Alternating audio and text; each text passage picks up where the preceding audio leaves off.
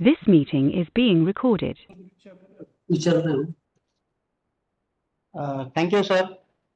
राष्ट्रीय तंबाखू नियंत्रण कार्यक्रम प्रशिक्षणाकरिता मी शब्द सुमनांनी आपले सर्व तालुका आरोग्य अधिकारी सर, सर्व वैद्यकीय अधिकारी सर, सर्व समुदाय आरोग्य अधिकारी यांचं आणि आपले आरोग्य विभागातील सर्व अधिकारी कर्मचारी यांचं स्वागत करतो. आपल्याला सगळ्यांना माहीत आहे की असंसर्गजन्य रोग आजार यांना कारण असण्यामागे तंबाखू किंवा तंबाखूजन्य पदार्थ हे त्यापैकी घटक आहे. आणि बऱ्याचदा आपण लक्षात येतं आपल्याला की आसपासच्या आपल्या घरातील लोक असतील किंवा शेजारी लोक असतील किंवा आपल्याकडे बरेचसे पेशंट असे येतात की ते सकाळी हात मळल्याशिवाय पोट साफ होत नाही या संघटनेचे ते सदस्य असतात. तर त्याच्याशिवाय त्यांचा दिवसच चालत नाही. नेक्स्ट. तर आपण सगळ्यांना माहित आहे की आपल्याकडं तंबाखूमध्ये एक घटक असतो, निकोटीन हा घटक असतो. निकोटीन हा घटक ज्यावेळेस तंबाखूजन्य पदार्थांमधून किंवा तंबाखू आपण खाल्ली तर आपल्या जो ब्लड आहे, ब्लड मध्ये सबम्युकस लेअर मधून ऍब्झॉर्ब होतो आणि 3 सेकंदामध्ये हायपोथॅलॅमसला ऍक्टिव्हेट करतो आणि डोपामाइन त्याच्यामुळं आपल्याला रिलीज होतं आणि डोपामाइन रिलीज झाल्यामुळं आपल्याला एक तो फील गुड फॅक्टर जे आपण म्हणतो त्याची अनुभूती होते. आता तंबाखू चे वेगवेगळे प्रकार आहेत. तर सर्वात पहिले आपण सुरुवातीला गुटखा किंवा आपल्याकडे खरा जे मावा स्वरूपामध्ये सुगंधित सुपारी, सुगंधित तंबाखू मिक्स करून घेतली जाते. त्याच्यानंतर आपल्याकडे जरी महाराष्ट्रामध्ये गुटखा बॅन आहे तरी सर्रास आपल्याला वेगवेगळ्या प्रकारांमध्ये वेगवेगळ्या विमल म्हणू द्या किंवा माणिकचंद म्हणू द्या अशा स्वरूपांमध्ये टपरींवरती ते विक्री होताना आपल्याला सर्रास दिसून येतं. नेक्स्ट. त्याच्यानंतर गुटखा हे चावून खाण्याचे पदार्थ आहेत. त्याच्यानंतर हुक्का जो आहे, हुक्कावरती पण आपल्या महाराष्ट्रामध्ये याच्यावर पण बॅन आहे, पण तरीही ते हुक्का पार्लर आपल्याकडे चालताना दिसतात किंवा जे टपरी आहेत त्या टपरीवरती पण हुक्का वेगवेगळ्या फ्लेवर मध्ये विकताना दिसतात. पण ते हुक्कावरती बॅन असल्यामुळं ते पण अवैधरित्या विक्री केली जाते. तसेच आपल्याकडे खेड्यामध्ये बहुतांश ठिकाणी पान असतो. ते पान स्वतः आजी किंवा वयस्कर जे असतील मंडळी ते पानावरती सुपारी, तंबाखू, चुना लावून ते खातात, ते चघळत असतात. अशा प्रकारे पण त्याचं सेवन केलं जातं. नेक्स्ट. त्याच्यानंतर सुगंधित तंबाखूवरती पण आपल्या इथे बॅन आहे, पण तरीही ते खैनी वगैरे इत्यादी प्रकारांमध्ये याची विक्री केली जाते. त्यासोबतच आपल्याकडं जे दात घासायचे पावडर आहे किंवा टूथपेस्ट आहे त्याच्यामध्ये पण तंबाखूजन्य पदार्थ टाकला जातो. अशी मानसिकता आहे की जे दात किडत नाही त्याच्यामुळं. तर त्याच्यामुळं ते असे पण काही टूथपेस्ट आहेत त्याच्यामुळे त्याचा यूज केला जातो. नेक्स्ट. सर्वात जास्त कॉमन तुम्हाला खेड्या भागांमध्ये किंवा शहरी भागांमध्ये दिसून येणारे जो आहे तो मिश्रीचा प्रकार आहे. मिश्री म्हटल्यानंतर तव्यावरती तंबाखूला पूर्ण भाजलं जातं किंवा जाळलं जातं आणि ते जाळलेली तंबाखूची पावडर केली जाते आणि खेड्यातील महिला हे आपल्या दात घासतात त्याच्यामुळं. तर हे एक त्याच्यामध्ये दिसून येतं. आणि दुसरं आहे तपकीर. तपकीर म्हटल्यानंतर ते तंबाखू ची भुकटी असते आणि त्याला नाकाद्वारे ओढलं जातं, तर ते तपकीर राहते. जर आपण बघितलं तर याच्यासोबतच स्मोक हे आपले चिविंग टोबॅको प्रोडक्ट्स होते, पण चिविंग सोबत स्मोकिंग जे घटक आहे त्याच्यामध्ये विडी, सिगारेट, सिगार, ई सिगारेट यांचाही त्याच्यात समावेश होतो. आता जे स्मोकिंगचे जे आपल्याकडे टोबॅको प्रोडक्ट्स आहेत, तर त्याच्यामध्ये वेगवेगळे 7,000 प्रकारचे कार्सिनोजेनस कंपाऊंड असतात. त्याच्यापैकी हे काही घटक आहेत. आणि जे चिविंग टोबॅको आहे, जे आपण चावून खाणारे तंबाखू आहे, त्याच्यामध्ये 6,000चे वेगवेगळे कार्सिनोजेनिक कंपाऊंड आहेत. तर त्याच्यामध्ये आपण आपल्या स्क्रीन समोर बघतोय की हायड्रोजन सायनाइड त्याच्यामध्ये घटक आहे. त्याच्यानंतर विनिल क्लोराईड एक आहे. विनिल क्लोराईड आपल्याकडे जे कीटकनाशक म्हणून वापरला जातो. त्याच्यानंतर अमोनिया आहे. अमोनिया आपल्याकडे जे टॉयलेट साफ करण्यासाठी वापरला जातो. कार्बन मोनॉक्साईड आहे. जे कार्बन मोनॉक्साईड आपल्याला माहित आहे की आपल्या ब्लड सोबत मिक्स झाल्यानंतर ऑक्सिजन कॅरिंग कॅपॅसिटी ब्लडची रिड्यूस करून देतो. आर्सेनिक आहे. कॅडमियम आहे. कॅडमियम आणि आर्सेनिक आपल्याकडे बॅटरीज मध्ये वापरला जातो. त्याच्यानंतर लीड आहे. तर लीड हेवी मेटल आहे. क्रोमियम हेवी मेटल आहे. कॅडमियम आर्सेनिक हेवी मेटल्स आहेत. हे जर आपल्या फूड चेन मध्ये आल्यानंतर आपले जे व्हायटल ऑर्गन्स आहेत ते पूर्ण डिस्टर्ब करून टाकतात. नेक्स्ट.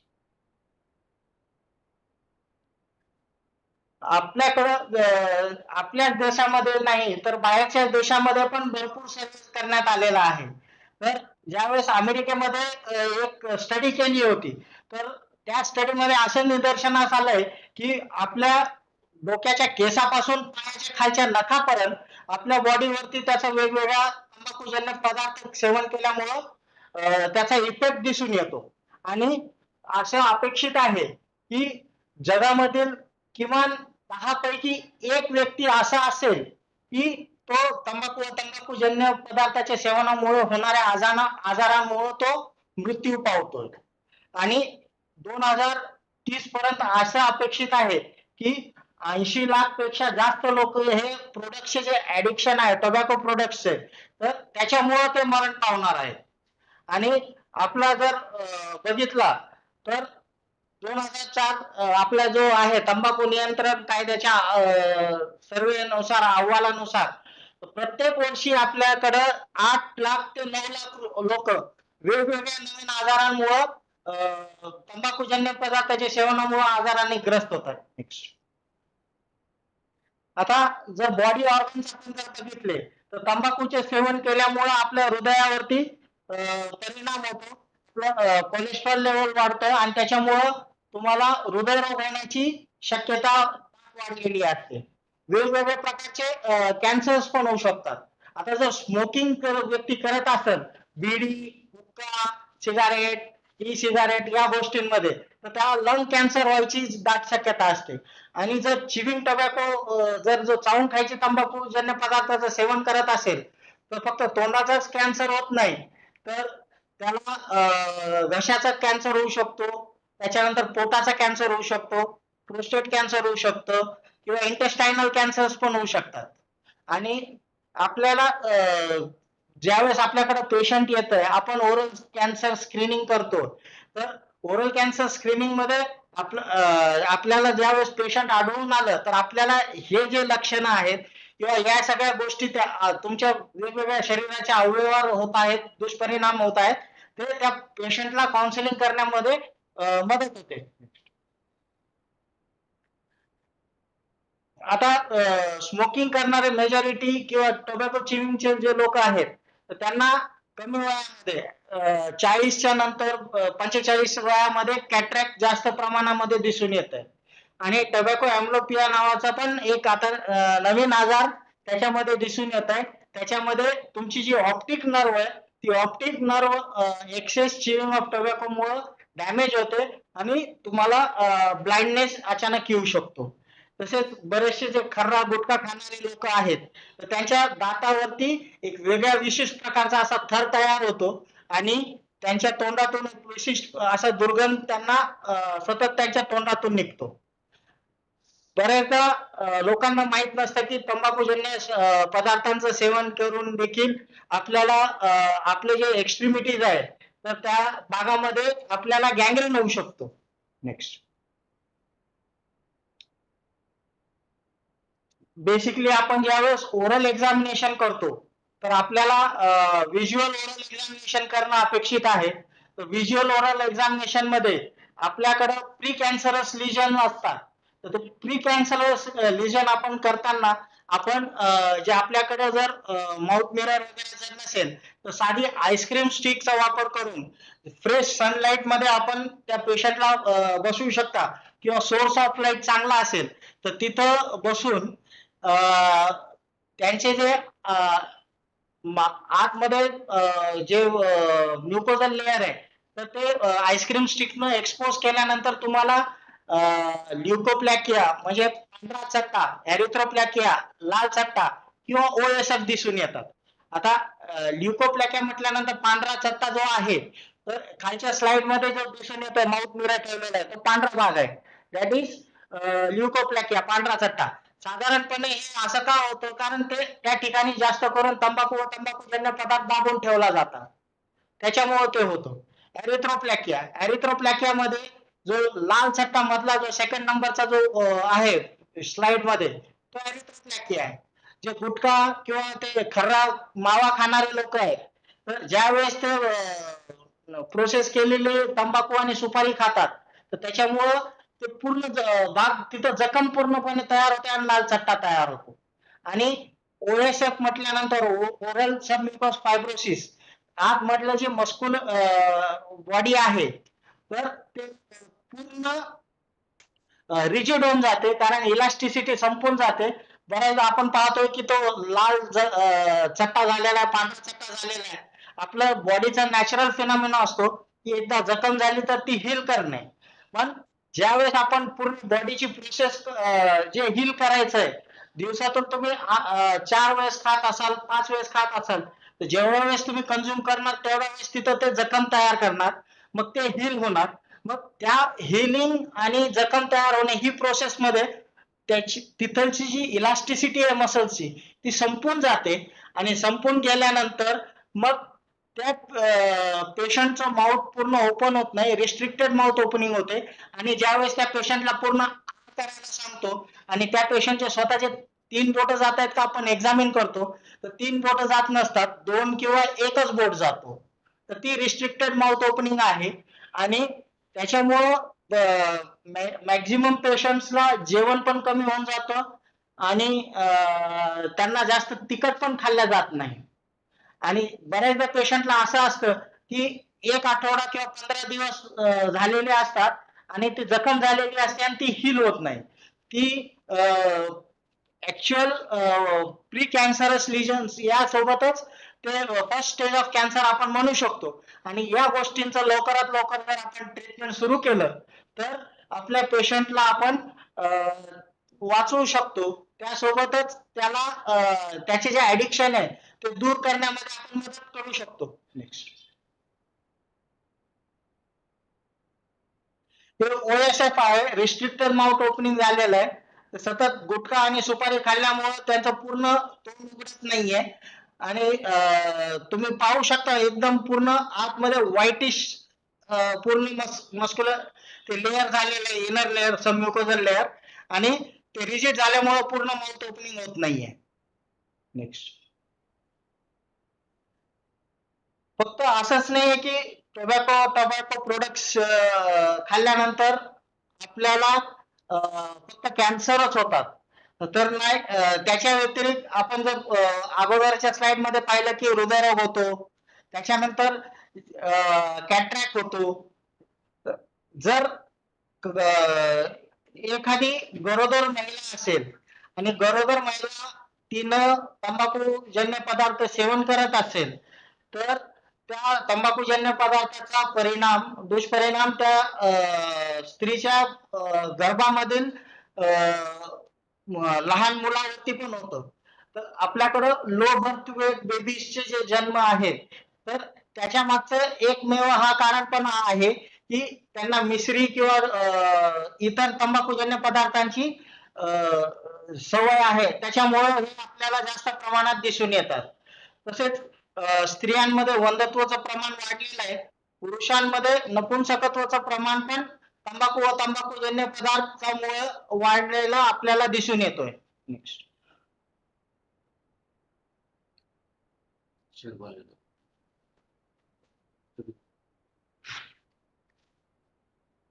आपल्याला जो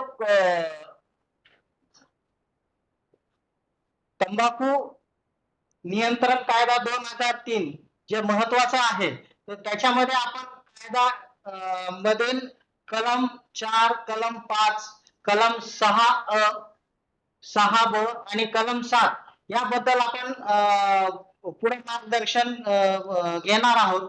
त्यासोबतच जर या कायद्यांचं उल्लंघन होत असेल तर आपल्याला काय कारवाई करता येते आणि या हे जे आपण जे कायदा आहे याची अंमलबजावणी ज्या वेळेस आपल्याला करायची आहे, तर त्या अंमलबजावणी करण्यासाठी अधिकृत अधिकारी कोण कोण आहेत, तर ते आपण पुढे पाहणार आहोत. नेक्स्ट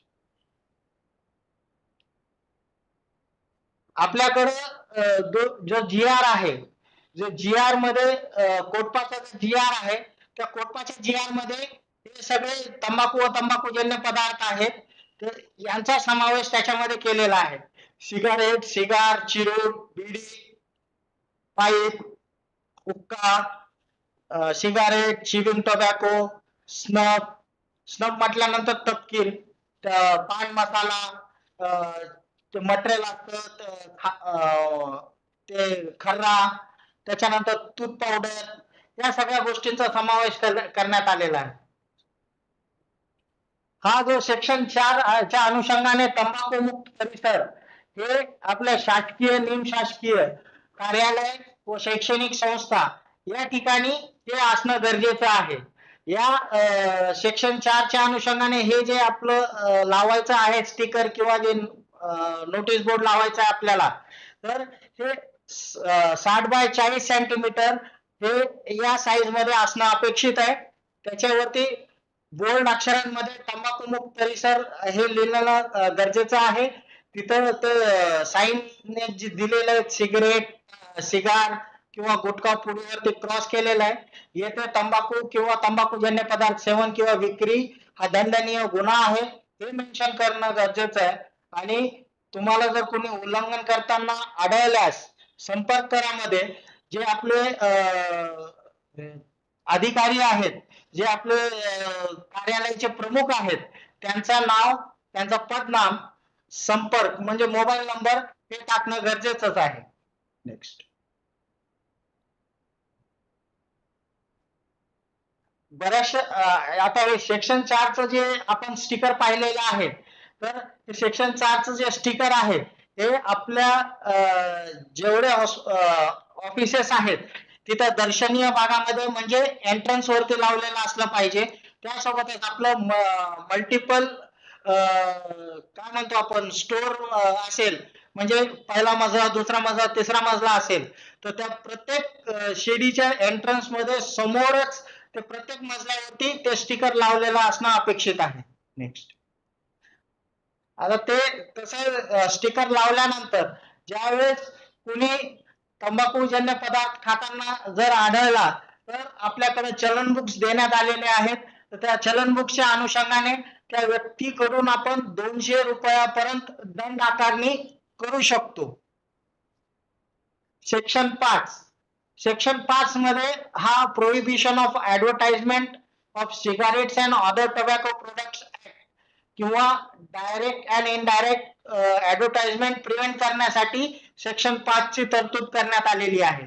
आपल्याला माहित आहे की आपल्याकडं टीव्ही वरती एक ऍड येते, त्या ऍड मध्ये अजय देवगण, शाहरुख खान आणि अगोदर अक्षय कुमार होते, आता ते जॅकी श्रॉफचा मुलगा आहे तर ते टायगर श्रॉफ, तर ते इन्क्लूड केलेलं आहे. तर या सेक्शन 5 च्या अनुषंगाने अक्षय कुमार यांना 5 कोटी दंड आपल्याकडे हायकोर्टानं ठोठावलेला आहे. त्याच्यामुळे त्यांनी ते दंड भरून ते ऍडव्हर्टाइजमेंट म्हणून माघार घेतलेली आहे. डायरेक्ट आणि इनडायरेक्ट ऍडव्हर्टाइजमेंट म्हटल्यानंतर तुम्ही कोणत्याही कसल्याही प्रकारे जाहिरात करू शकत नाही. ती विमल इलायचीची ऍड करताय म्हणतायत, पण जर बाहेर तुम्ही बघितलं तर विमलचा सुपारी आणि एक सेपरेट टोबॅकोचा प्रोडक्ट पाऊच दिला जातो आणि ते मिक्स करून लोक खातात, पण ऍक्च्युली ते सरोगेट ऍडव्हर्टाइजमेंट आहे. तर या सेक्शन 5 च्या अनुषंगाने ते इलिगल किंवा ऍडव्हर्टाइजमेंट केली जाते. आपल्याकडं ITC कंपनी आहे जे टोबॅको प्रोडक्ट सगळीकडे विकते आणि आपल्याला माहित नसेल तर आपल्याकडे जो गुड डे बिस्किट आपण खातो तो ITC कंपनीचा प्रोडक्ट आहे. जे क्लासमेट आपण नोटबुक किंवा रजिस्टर वापरतो ते ITC कंपनीचे प्रोडक्ट्स आहेत आणि ते ITC ची ब्रँडिंग त्या रजिस्टर किंवा त्या बिस्किटच्या प्रोडक्ट वरती तुम्हाला त्या कंपनीचं दिसून येणार आहे. त्यासोबतच ज्यावेळेस तुम्ही एखाद्या दुकानावरती बघितलं सिगरेटच्या तिथं लायटर असा लोगो येत असतो, ती इनडायरेक्ट ऍडव्हर्टाइजमेंट झालेली आहे. त्याच्यानंतर जे आपण बाहेर एखाद्या पाण्याची बॉटल घेतली तर बॉटल वरती त्या माणिकचंद म्हणून पाणीचं प्रोडक्टच्या बॉटल वरती तिथं लेबल असतं. आपल्याला ते दिसत नाही की ते माणिकचंद नाव ते टोबॅको प्रोडक्टचं पण आहे, गुटख्याचं पण आहे. तर हे आपल्याला अपेक्षित आहे की सेक्शन 5 अंतर्गत प्रत्येक डायरेक्ट आणि डायरेक्ट ऍडव्हर्टाइजमेंट वरती आपण कारवाई करू शकतो. आणि याच्याच मध्ये आणखीन एक की जे आपलं अगोदर आपण पाहत होतो की आपल्याकडं वर्ल्ड कप ज्यावेळेस 80s 90s मध्ये होत होतं तर आपल्याकडं सिगरेट कंपनी स्पॉन्सर्स करायचे. आता ते सिगरेट कंपनी या सेक्शन 5 च्या अंतर्गत त्यांना ऍडव्हर्टाइजमेंट प्रोहिबिट केलेलं आहे आणि ते स्पॉन्सर करू शकत नाही. म्हणून आता वर्ल्ड कप किंवा क्रिकेटचे जे कप्स आहेत ते कोल्ड्रिंक्सचे किंवा इतर दुसरे कंपनीज त्यांना किंवा IPL टाटा सारखे कंपनी स्पॉन्सर करत आहे. नेक्स्ट जे मी आपण आता डिस्कस केलं तेच आहे की स्पोर्ट्स कोणकोणते आहे.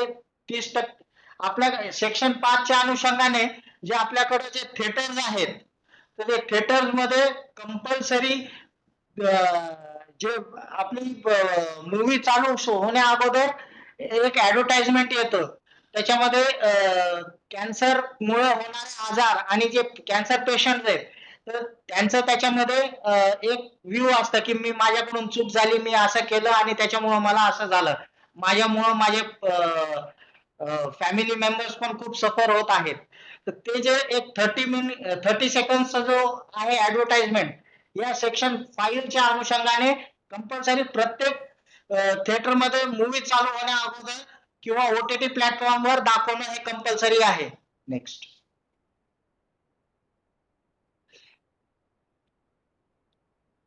Section 6A section 6A section 6A च्या अनुषंगाने आपल्याकडे ज्या व्यक्तीचं वय 18 वर्ष किंवा त्यापेक्षा कमी आहे तर अशा विद्यार्थ्यांना किंवा मुलांना तंबाखू व तंबाखूजन्य पदार्थ विकता येत नाही, विक्री करण्यास बाध्य करता येत नाही किंवा त्यांना विक्री म्हणजे घेण्यासाठी तुम्ही फोर्स पण करू शकत नाही.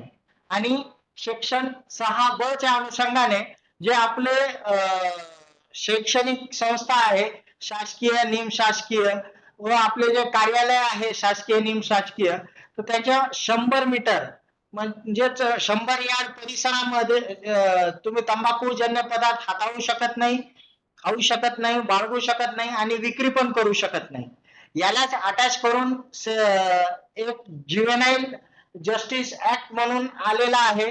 ज्युव्हेनाईल ऍक्ट नुसार जर असे तुम्हाला जे तंबाखूजन्य पदार्थ विक्री करणारे जर लोक सापडले जे 18 वर्षाखालील व्यक्तींना तंबाखूजन्य पदार्थ विक्री करतायत दुकानाचे लोक तर त्यांचा जर तुम्ही व्हिडिओ काढला किंवा फोटो काढून जर तुमच्या जवळच्या पोलीस स्टेशन मध्ये ते तक्रार दिली तर ज्युव्हेनाईल जस्टिस ऍक्टच्या अनुषंगाने त्यांना लगेच अटक होते आणि त्या व्यक्तीला 1,00,000 रुपये फाईन केला जातो कोर्टामार्फत आणि 5 वर्ष सशक्त मजुरी याच्यामध्ये तरतूद करण्यात आलेली आहे आणि ते नॉन बेलेबल ऑफेन्स आहे.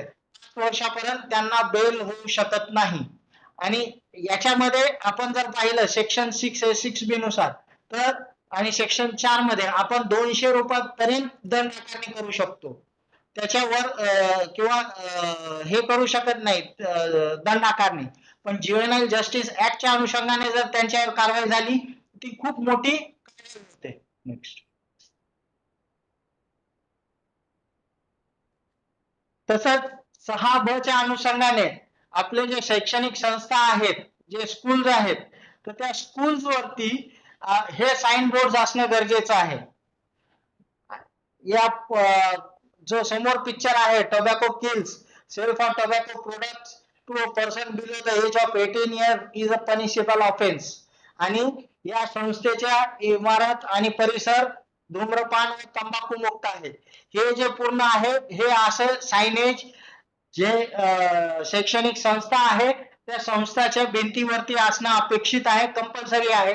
आणि त्याच्यावरती तिथं जे मुख्याध्यापक आहेत त्यांचं नाव, त्यांचं पदनाम आणि मोबाईल नंबर टाकणं कंपल्सरी आहे. त्यासोबतच जर एखादे कार्यालयाचे जे प्रमुख आहेत त्यांनी एखादे त्यांचे प्रतिनिधी जर नेमले असतील तर त्या प्रतिनिधीचं नाव जरी तुम्ही टाकून त्यांचा मोबाईल नंबर टाकला तरी इथं चालतो. आणि याच्यामध्ये महत्वाचं आहे की बऱ्याचदा आपल्याला लक्षात येतं की आपल्या जे खेड्यातील शाळा आहेत त्यांना बाउंड्री वॉल्स नाहीये. तर बाउंड्री वॉल्स जर नसतील तर जे वर्गाचे भिंत आहेत, जे दर्शनीय भाग आहे, तर त्या दर्शनीय भागावरती त्या भिंतीवरती पण आपण एक काढू शकतो, लावू शकतो.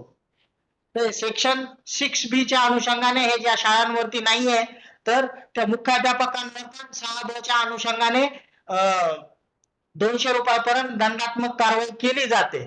आणि जर शाळेच्या प्रिमायसेस मध्ये जर कोणी तंबाखूजन्य पदार्थ विक्री करत असेल किंवा एखादी टपरी 100 यार्ड किंवा 100 मीटर परिसरामध्ये असेल तर त्या प्रोप्रायटर जो असेल, दुकानाचा मालक जो असेल तर त्याच्या वर 200 रुपयापर्यंत आपण दंडात्मक कारवाई करू शकतो. नेक्स्ट, ज्या वेळेस आपल्याकडे शैक्षणिक संस्था आहे तर ती तंबाखू मुक्त शैक्षणिक संस्था आपल्याला घोषित करायची आहे. तर तेच त्यांचा वेटेज जे आहे ते याच्यामध्ये आपल्याला 9 निकष सांगितले आहेत. तर 9 निकष पैकी शैक्षणिक संस्थेच्या आवारात किंवा प्रमुख ठिकाणी आपल्याला जो आपण पहिला तंबाखू मुक्त परिसरचा स्टिकर ते लावणं गरजेचं आहे. तर ते असेल तर त्या शाळेला 10 गुण दिले जातात. त्याच्यानंतर शैक्षणिक संस्थेच्या मुख्य प्रवेशद्वार किंवा बाहेरील भिंतीवरती जर आपण आता सेक्शन 6 ब च जे बघितलं बॅनर आणि तो फोटो तो जर लावलेला असेल आणि तिथं मुख्याध्यापकाचं नाव, मोबाईल नंबर ते मेन्शन केलेलं असेल तर त्याला ते 10 गुण मिळतात. त्याच्यानंतर तंबाखूजन्य पदार्थ वापरल्यास कोणतीही म्हणजे शाळेच्या आवारामध्ये आणि तिथं बिडी, सिगारेट किंवा कोपऱ्यामध्ये थुंकलेले गुटखा, सुपारी वगैरे खाऊन थुंकलेले कोपऱ्यांवरती असे ते दिसायला नाही पाहिजे डाग. तो परिसर पूर्ण स्वच्छ पाहिजे. तर त्याला कंपल्सरी 10 मार्क आहे. जर तुम्ही सगळ्या गोष्टी केल्या पण एखादा कॉलेज किंवा शाळामधील व्यक्ती तंबाखूजन्य पदार्थ खातोय आणि कोपऱ्यांमध्ये जाऊन तिथं थुकत असेल आणि ते जर निदर्शनास आलं तर त्याला ते पूर्णपणे तंबाखू मुक्त आपण घोषित करू शकत नाही. म्हणून हे कंपल्सरी जे आहे त्याच्यामध्ये ते 1 ते 4 पर्यंत कंपल्सरी आपल्याला तिथं पाहणं अपेक्षित आहे.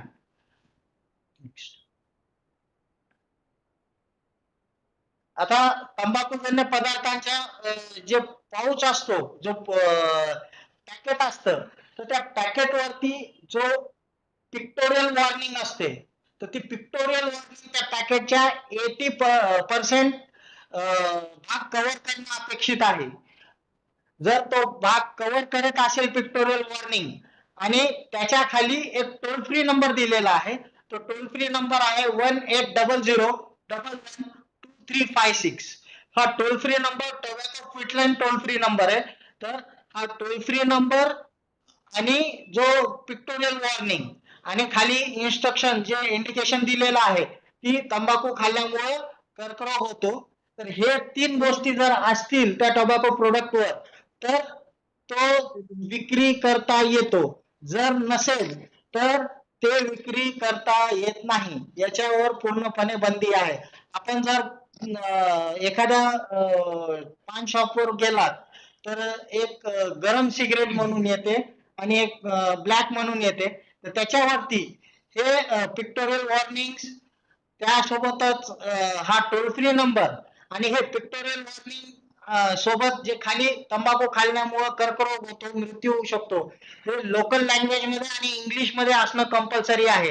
याच्यापैकी एकही गोष्ट या गोष्टींवर दिसत नाही आणि ते जर होत असेल तर तिथं सेक्शन 7चं उल्लंघन होताना आपल्याला ते सर्रास दिसून येतं.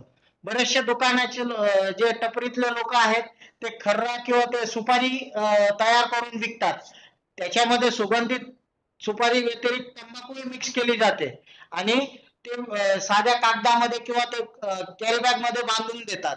पण त्याच्यावरती सेक्शन 7च्या अनुषंगाने कारवाई होते, कारण त्यावरती कोणत्याही कसल्याही प्रकारची पिक्टोरियल वॉर्निंग नसते, टोल फ्री नंबर नसतो आणि तिथं लोकल लँग्वेज मध्ये पण वॉर्निंग दिलेली नसते. तर आपल्याकडे या सेक्शनच्या अनुषंगाने जो पाऊच आहे, पाऊच वरती 85% भाग हा pictorial warning, toll free number आणि जे लोकल लँग्वेज मध्ये जो साईन पाहिजे किंवा तंबाखू खाल्ल्यामुळे कर्करोग होतो आणि मृत्यू होतो ते तिथं अपेक्षित आहे. नेक्स्ट. आता हे जे पिक्टोरियल वॉर्निंग आहेत, हे पिक्टोरियल वॉर्निंग तर प्रत्येक 2-2, 3-3 वर्षाला चेंज होत असतात. हे असे टोबॅको प्रोडक्ट्स वरती कंपल्सरी 85% त्याच्यावरती ते पाऊच वरती टाकलेलं असणं अपेक्षित आहे. त्यासोबत तिथं इंग्लिश मध्ये टोबॅको कॉजेस पेनफुल डेथ, तर त्यासोबत तंबाखू खाल्ल्यामुळे मृत्यू होतो, लोकल लँग्वेज मध्ये कंपल्सरी पाहिजे आणि क्विट टुडे कॉल 1800112356 तो टोल फ्री नंबर आहे, ते पण तिथं असणं अपेक्षित आहे. आणि जर यापैकी कोणताही बऱ्याचदा काय होतं, ज्यावेळेस स्क्वॉड ऍक्शन केली जाते तर आम्हाला हे निदर्शनात आलेलं आहे की ते जुने हे असे सायनेज असलेले प्रोडक्ट्स ठेवले जातात. अशा वेळेस पण तिथं FDA आणि SP ऑफिसच्या मदतीनं ते जप्त करून कोर्टात जमा केलं जातं आणि त्या अनुषंगाने त्या दुकानदारावरती केली जाते. तर 85% हा pictorial warning with toll free number आणि त्याच्यामध्ये ते इंडिकेशन मेन्शन केलेलं असणं कंपल्सरी आहे. हा सेक्शन 7च्या अनुषंगाने आहे. नेक्स्ट. हे इंग्लिश मध्ये जो डायमेन्शन आपण जो सुरुवातीला तंबाखू मुक्त परिसर म्हटलंय बघितलाय, 7 सेंटीमीटर याची लेंथ आहे आणि विड्थ त्याची 45 सेंटीमीटर आहे. ते असणं अपेक्षित आहे, ते त्याचाच कटआउट आहे. नेक्स्ट. आपल्याकडं वेगवेगळे अधिकृत अधिकारी देण्यात आलेले आहे. तर आपण जर हे पाहिलं तर आपल्याकडे जे आपण जर हे बघितलं तर शाळाच्या परिसरांमध्ये, महाविद्यालयाच्या परिसरांमध्ये मुख्याध्यापक असू शकतात किंवा ते आपलं प्रतिनिधी म्हणून एखाद्या व्यक्तीला नियुक्ती करू शकतात. त्यासोबतच आपले जे पोलीस कर्मचारी, पोलीस विभागातील जे लोक आहेत, तर PSI रँकचे जे लोक आहेत ते ही कारवाई करू शकतात. पोलीस निरीक्षक लेवलचे कारवाई करू शकतात. त्याच्यानंतर अन्न औषध प्रशासन विभाग आहे, तर त्याच्यामधील ते निरीक्षक किंवा उपनिरीक्षक यांना ती अथॉरिटी देण्यात आलेली आहे. आपले जिल्हा शल्य चिकित्सक सर आहेत किंवा PSC ला आपले जिल्हा परिषदला DHO सर आहेत. त्याच्यानंतर THO ऑफिसला सगळे THO सर आहेत. PSC MO जे आहेत सगळे MO त्यांना अथॉरिटी दिलेली आहे किंवा ते त्यांच्या मार्फत एक प्रतिनिधी नियुक्त करून ते त्यांच्या परिसरामध्ये जो कायदा आहे तो अवलंबू शकतात. त्याच्यासोबतच जे आपले खाजगी संस्था आहेत किंवा कार्यालय आहेत, तर त्यांचे HOD जे आहेत, संस्था प्रमुख आहेत, ते त्या अनुषंगाने कारवाई करू शकतात. नेक्स्ट.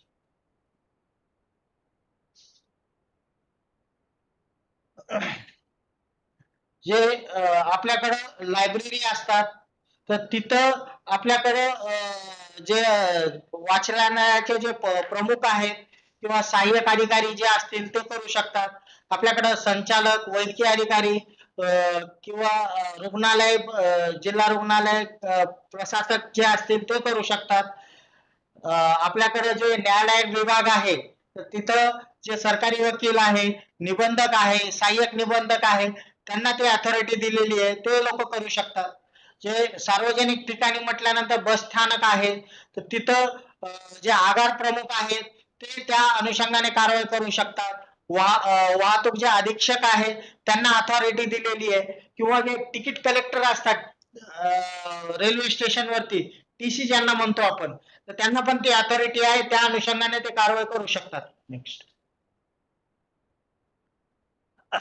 सेक्शन 6 च्या अनुषंगाने आपल्याकडे जे शैक्षणिक संस्था आहेत, तर शैक्षणिक संस्थेचे प्राचार्य, मुख्याध्यापक आहेत, संचालक आहेत, कुलसचिव आहेत, ते कार्यवाही करू शकतात.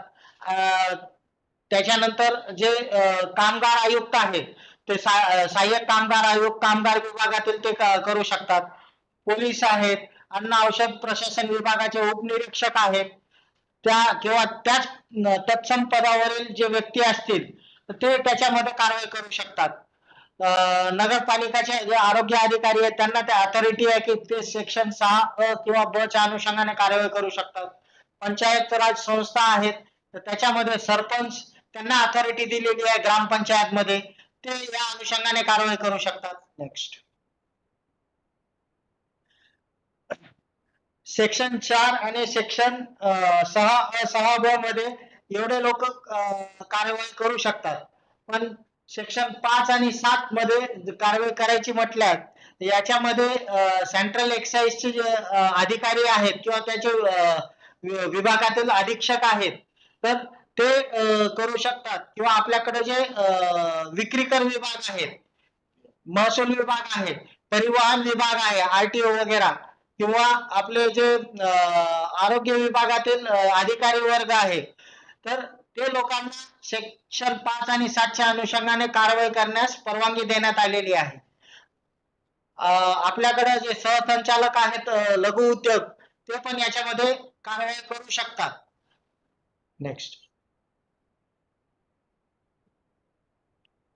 जिल्हा शल्य चिकित्सक अथवा प्राथमिक आरोग्य केंद्रातील वैद्यकीय अधिकारी यांना, किंवा गट विकास अधिकारी, संचालक, सहसंचालक यांना परमिशन त्याच्या सेक्शन 7 आणि सेक्शन 5 अंतर्गत कार्यवाही करण्याकरिता परवानगी देण्यात आलेली आहे. नेक्स्ट,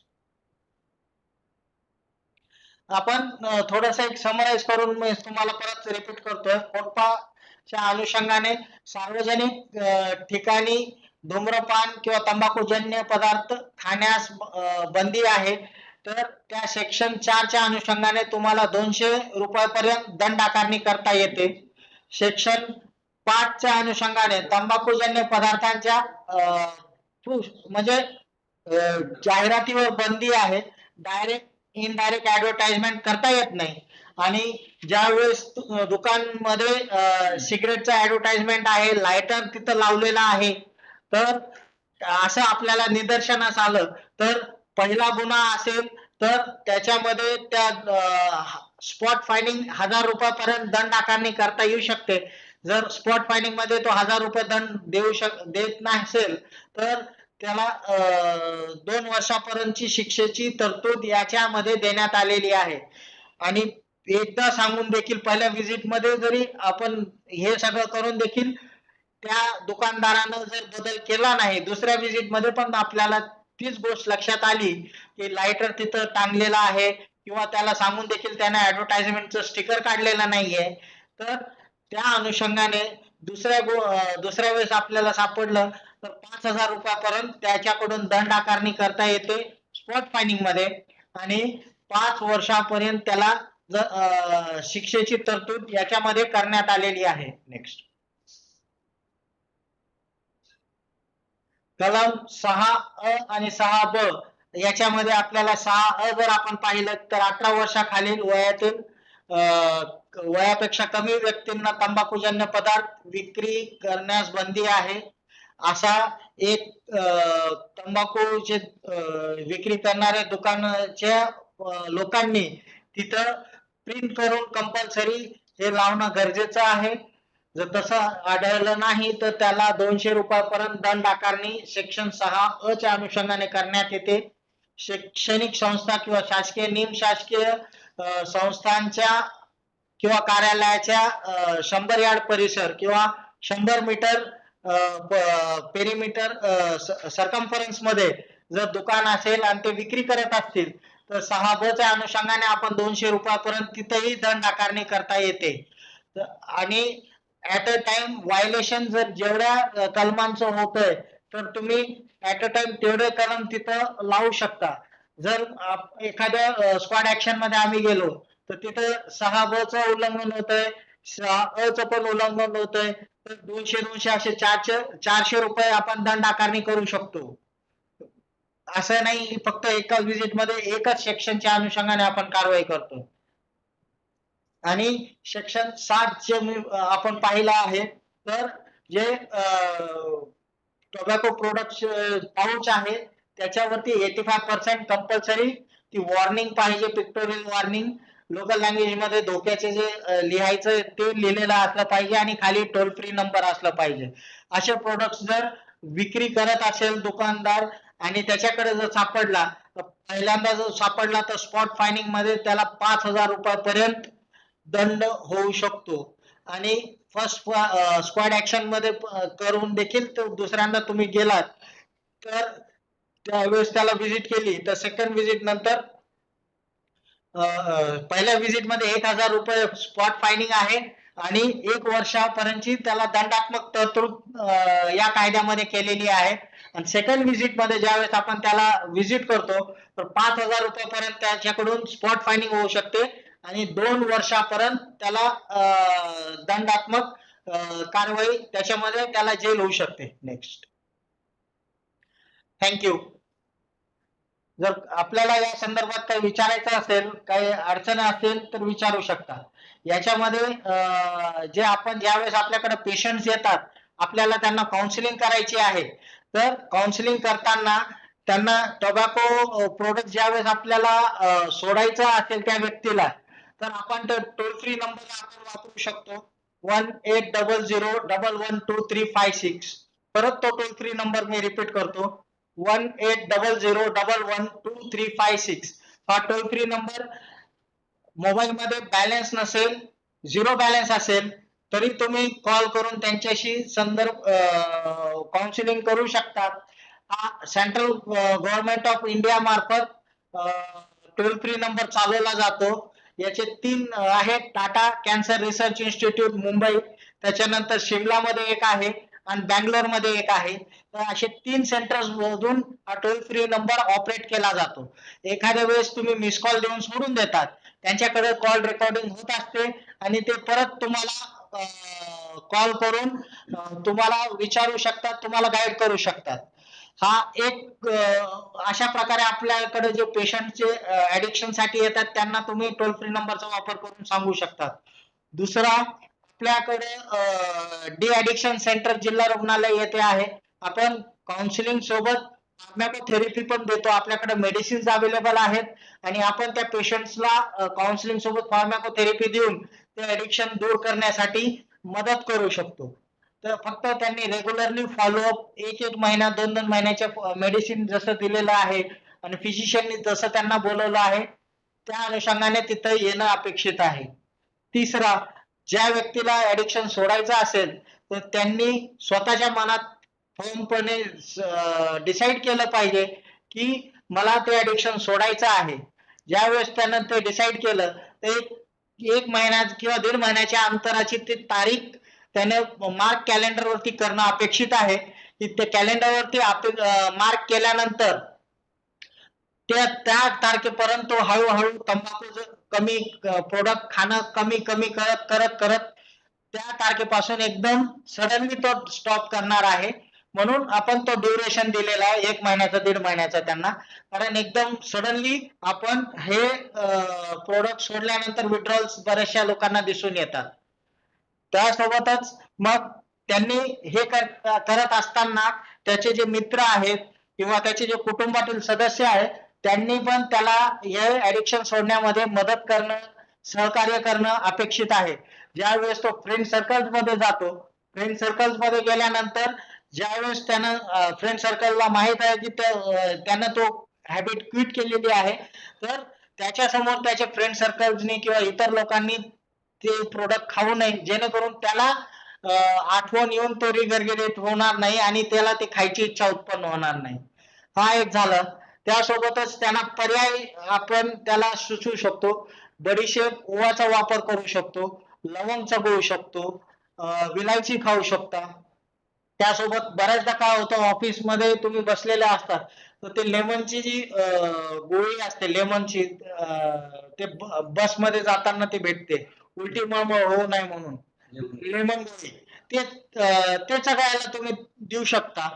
तर ते त्याच्या चघळल्यामुळं त्याच्या ते जे वेग आहे ते कमी होतं. कारण कसं असतं की ज्यावेळेस तुम्हाला त्या प्रोडक्टची आठवण झाली किंवा ते निकोटीन डिपेंडन्सीमुळं तुम्हाला सतत ते हॅम्परिंग होत असतं आतमधून, मला खायचंय मला खायचं.